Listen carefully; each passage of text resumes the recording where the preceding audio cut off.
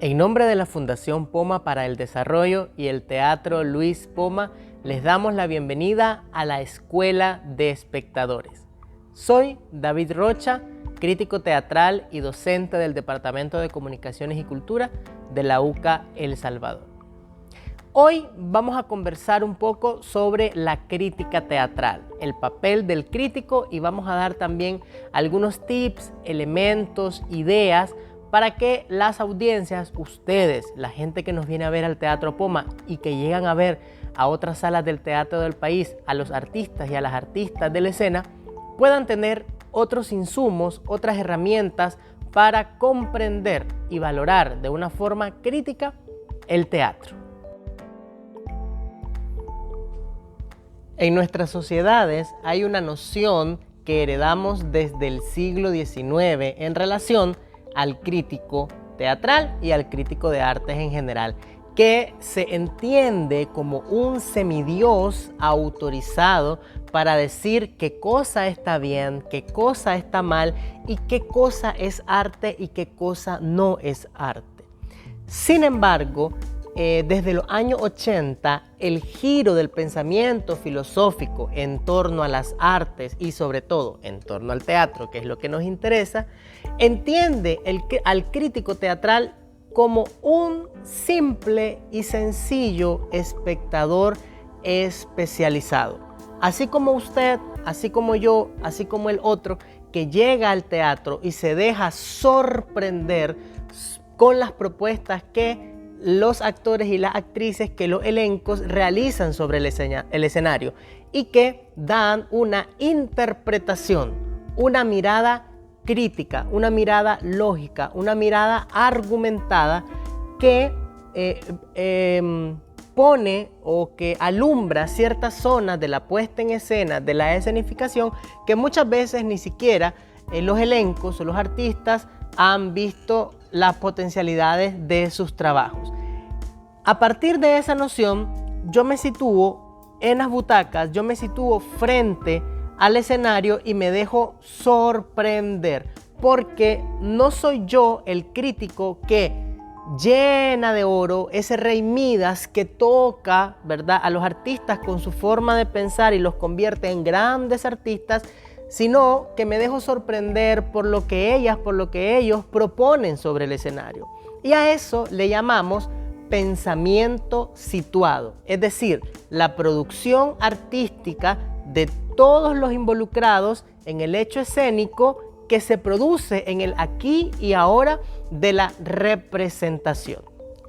Y esto me lleva a pensar también en la herencia de la forma en la que la crítica teatral se ha ejercido en nuestros países. En el caso de El Salvador, desde finales del siglo XIX, inicio del XX, hay registros de gente, de personas que se dedicaban a la crítica teatral. Muchas veces los críticos eran personas que venían del mundo de la literatura, del mundo de las letras y por otro lado del mundo del periodismo. Pero esto, fíjense ustedes, que no es algo particular de El Salvador, porque Bernard Dort, uno de los grandes teóricos del teatro durante el siglo XX, dice que generalmente hay dos tipos de forma de hacer crítica teatral. Una ligada a la lectura estética de las obras de teatro y otra ligada al mundo de la difusión y de la divulgación. En la actualidad, con toda la democratización del acceso a la información y la democratización de los medios ligados al Internet, vemos que no solamente en la prensa escrita, en la prensa tradicional, aparecen comentarios muchas veces sobre obras de teatro y sobre obras de arte. Y este mundo digamos, del periodismo o de la nota cultural está muchas veces ligado en nuestros países, y El Salvador ahí no es una excepción, al reportaje cultural. Y para mí esto es fundamental poner el ojo en ello, porque creo que desde hace varios años estamos en una crisis del periodismo cultural en nuestra región. porque muchas veces no vemos la profundidad del periodista en las notas que hablan sobre las artes y la cultura de cada país, sino que simplemente hay una noción de reportaje, es decir, de tomar tal cual el acto, el acontecimiento que se está visualizando y ponerlo sin mayor profundidad y sin mayor mirada crítica de parte del periodista, en este caso del reportero.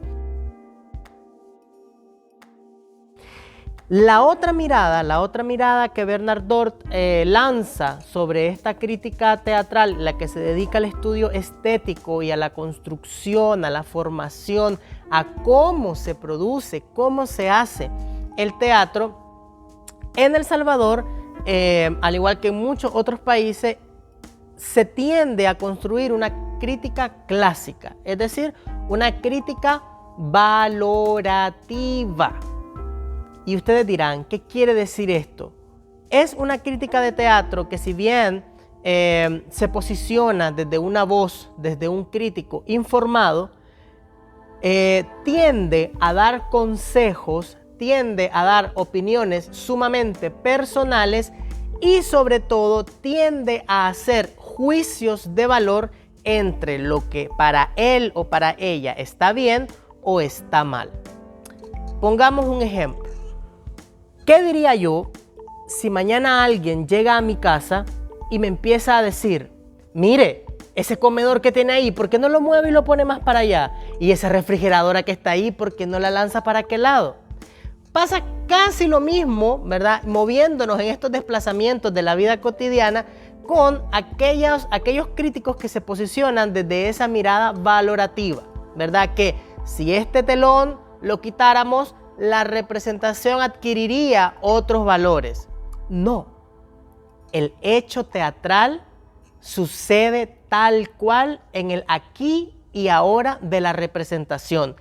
Y uno como crítico debe tener una alta mirada ética, porque lo que estamos viendo sobre el escenario es el trabajo de meses, de años, incluso de días, de una serie de artistas, un grupo de artistas que van a producir también conocimiento. Entonces, olvidémonos de esas tendencias de ser reyes Midas y tocar con nuestras manos el arte y tratar de convertirlos en oro.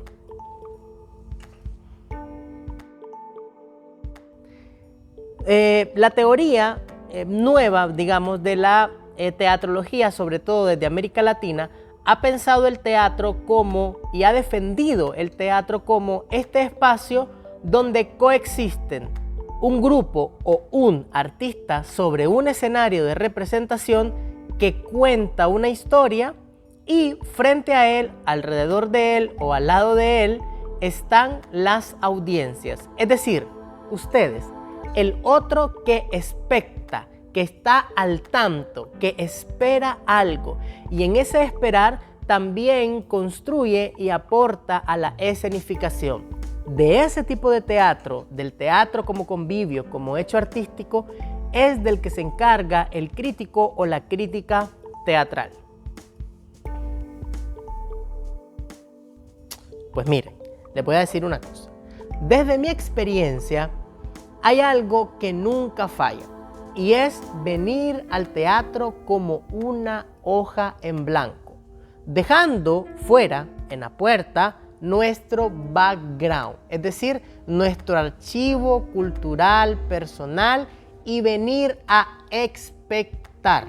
Es venir a entender, a sentir, a comprender, a vivir el hecho escénico, a vivir ese convivio, a vivir esa representación como cualquier otra persona que viene al teatro. Venimos a la sala o venimos al espacio teatral, vamos al parque, vamos a la plaza, vamos a la sala de teatro y nos dejamos sorprender por lo que sucede en el escenario.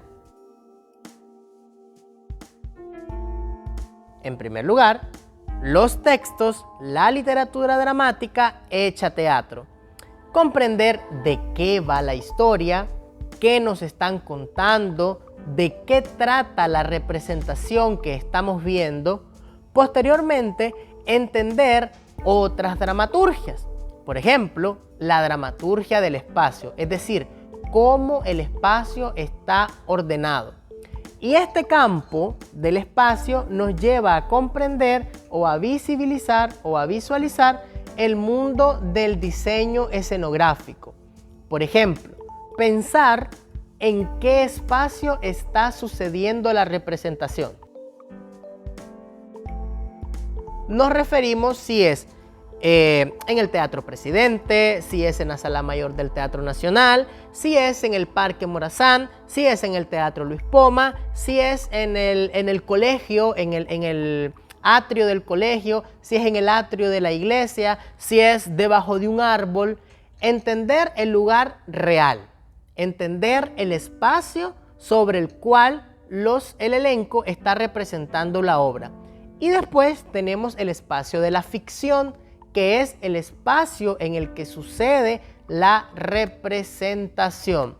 Por ejemplo, si de pronto en el escenario vemos solamente con tirro marcado en el suelo un cuadrado y los actores o los personajes están constantemente haciendo alusión que ese cuadrado es la casa, nosotros tendríamos que comprender, que visualizar ese cuadrado como el espacio de ficción, que sería la casa, en el que sucede la representación o una de las escenas del espectáculo. Entonces tenemos esa dualidad entre el espacio real y el espacio de la ficción, que muchas veces se relacionan, otras veces se contraponen, otras veces entran en conflicto, pero es importante poder definir cuál es este espacio y cuál es el otro espacio. El campo sonoro. Y en el campo sonoro entran todos los elementos sonoros dentro del espectáculo. Por ejemplo, la música, los sonidos onomatopéicos, los efectos especiales, todo lo que tenga que ver con el sonido. También los silencios, porque aunque ustedes no crean, dentro del teatro el silencio cuenta y dice muchísimo. Incluso el silencio marca ritmos, al igual que en la música. Las luces, pensar en la utilería, que son todos los elementos pequeños que vemos dentro de la obra, también pensar en los elementos escenográficos y, por supuesto, uno de mis favoritos, el diseño de vestuario. También está el mundo de la kinesia, el mundo del cuerpo, el mundo de la palabra no escrita como lo vimos en la dramaturgia, sino hablada. Y todo ese mundo le pertenece al mundo de los actores y las actrices, al mundo del elenco. ¿Qué tipo de actuación están utilizando? Y aquí viene algo transversal a todos los elementos de la puesta en escena, que es lo estético. Por ejemplo, no es lo mismo sentarse y tratar de hacer una lectura informada sobre una comedia ligera que hacer una crítica a un espectáculo que habla sobre memoria histórica y que tiene una estética de teatro político. Ambos espectáculos van a estar en registros distintos. Y también otra cosa importante dentro de la puesta en escena es la mirada del director, porque la mirada del director va a organizar las dramaturgias, la parte del elenco, los elementos actorales, va a organizar también el diseño escénico y va a organizar el campo sonoro. El director de teatro se encarga de construir ese espacio simbólico, ese espacio de ficción donde todos los demás artistas convergen en miradas, en presupuestos estéticos, en formas de hacer y que tienen como resultado la puesta en escena. Entonces, el crítico teatral tiene que ir haciendo lecturas por capa e ir tratando de entender cómo funciona el diseño, cómo funciona la actuación, cómo funciona la dramaturgia, cómo funciona el sonido y cómo funciona el director. Y algo también fundamental es qué papel o desde dónde se está incluyendo a la audiencia dentro del espectáculo. Y a partir de eso se dan lecturas por separados y posteriormente lecturas unificadas. Porque, por ejemplo, miren una cosa. No sé si ustedes han visto algunos blogs de cocina donde están preparando unas pupusas y de pronto a la pupusa le empiezan a echar caña, le empiezan a echar zumo de caña o jugo de caña. Uno dice, uy, ¿cómo es posible que le echen zumo de caña a una pupusa? Sin embargo, desde la lógica de la persona que está cocinando, eso tiene un sentido, ¿verdad? Entonces, en este caso, si eso fuera una representación, nosotros como críticos de espectáculos tendríamos que pensar ¿por qué? Y esta pregunta es una pregunta que es el pan de cada día de los críticos de teatro. ¿Por qué? ¿Por qué está esa silla en ese lugar de la escena? ¿Por qué entró en este momento esa luz azul? ¿Por qué la actriz se tiró al suelo y gritó en este momento donde no había nadie sobre el escenario? ¿Por qué aquí hay un apagón? ¿Por qué aquí entra el sonido tal? Y esto es importante porque al entender el entramado de la puesta en escena, el entramado de la representación, no deberían quedar cabos sueltos. Y si la representación está proponiendo un proceso de diferencias, un proceso de encuentros, un proceso de contrastes, eso siempre tiene que estar justificado.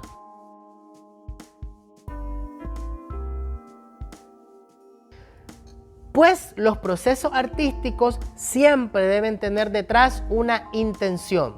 Aunque el artista no la haya racionalizado, aunque el artista no la haya conceptualizado, tiene que tener una intención.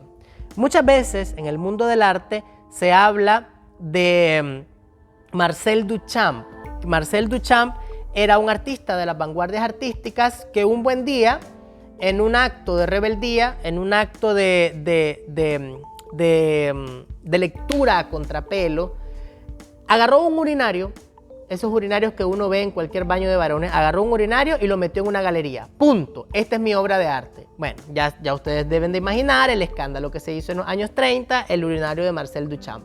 Y muchas veces se piensa el urinario de Marcel Duchamp o ese gesto de Marcel Duchamp desde la idea del arte sin intención, el arte sin sentido o el arte sin fundamentación. Sin embargo, ¿verdad? Si bien Duchamp no había construido el urinario porque no era esa idea del artista renacentista, ¿qué es lo que nos enseña, o al menos a mí, qué es lo que me deja de lección el gesto del urinario de Duchamp?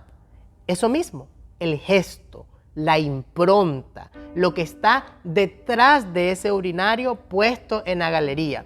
Entonces, nosotros como críticos tenemos que develar esa intención, esa conceptualización, esa justificación y entrar en ese diálogo, porque el crítico de teatro para mí construye un diálogo que acerca a las audiencias con los artistas y siempre es un diálogo empático, un diálogo construido desde el afecto, un diálogo que construye también ciudadanía porque construye criterio.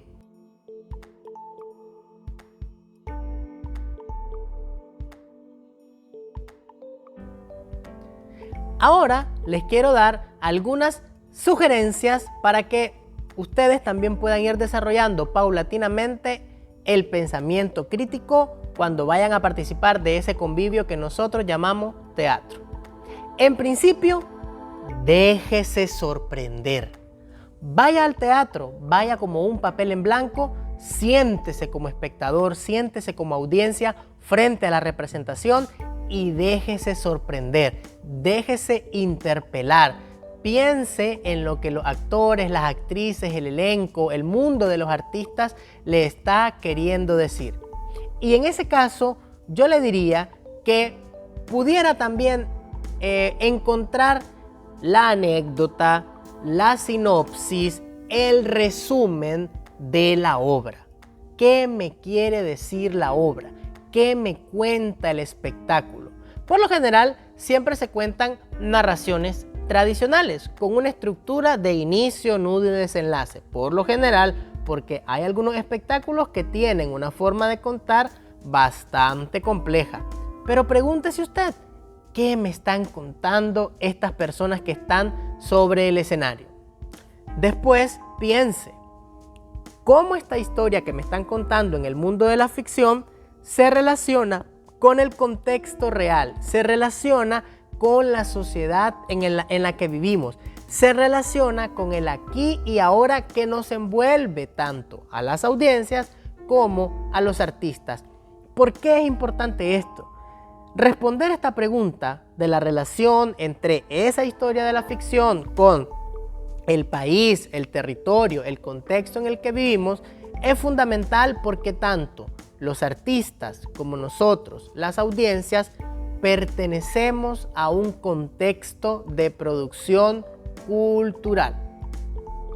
Y después piense en quién es el grupo, a qué tipo de teatro pertenece y también trate de entender, trate de dilucidar, ya sea a través de un programa de mano, a través de alguna nota, a través de otros elementos que también aportan a la puesta en escena, qué tipo de teatro es el que estoy viendo.